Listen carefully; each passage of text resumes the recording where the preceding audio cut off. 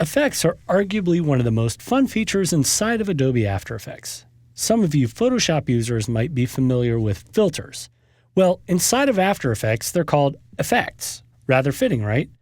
In this video, we're going to get familiar with some pretty common effects you've probably seen before. We'll learn where effects live inside of After Effects, the basics of applying them, and of course, we'll learn how to enable and disable your effects to speed up your workflow. Much like keyframes, effects are applied to layers.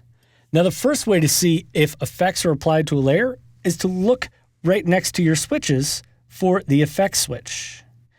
That will toggle your effects on and off, but if you want to apply an effect, you should select a layer before you go to apply it.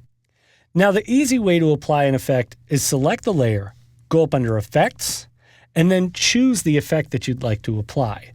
So for example, if I want to blur this background layer, now that I have Video Edit selected, I can go to Effects, Blur, and choose Fast Blur. Now with the Fast Blur applied, notice this panel popped up here in the upper left. This is called the Effects Controls panel. In here you can click and drag on a parameter to make adjustments, just like in the Layers panel. So notice when I drag that to 51, my background video is much more abstract. Now you can also add keyframes to effects just by clicking on the stopwatch. Let's just add a keyframe to this effect so we can see what it looks like in the timeline. Now since I've added my blurriness right here, I'm going to select Layer 4 in the timeline and press the U key to open up any animated parameters, and sure enough, there's my keyframe on the blurriness for my fast blur. To delete an effect, you can select it in the Layer panel, or you can select it in your Effects Control panel. Just once it's selected, go ahead and press Delete. Now you notice the effect has been deleted, but my layer has not.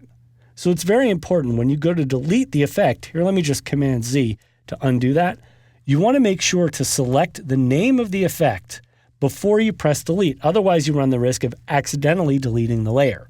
So again, I'm going to click right on Fast Blur and press Delete. Now, another way to apply an effect is to go to the Effects and Presets panel. Over here, I can browse through effects. So if I want to blur something, I could just say BLUR, and I get all these options. I'm just scrolling through with my mouse to see what's there. And sure enough, we get here and you can see the fast blur is an option.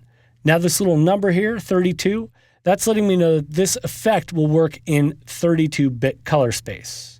To apply this, I can drag it up into my comp window, but a lot of times I like to make sure I know exactly what layer I'm applying it to, so I'll drag it right down to the layer itself in the Layers panel.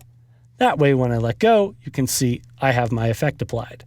And again, nothing's happening with this effect until I click and drag and adjust the parameter up. So now that you understand how to preview, apply, and delete effects, I think it's safe to say that using effects can make your creative possibilities a lot more flexible.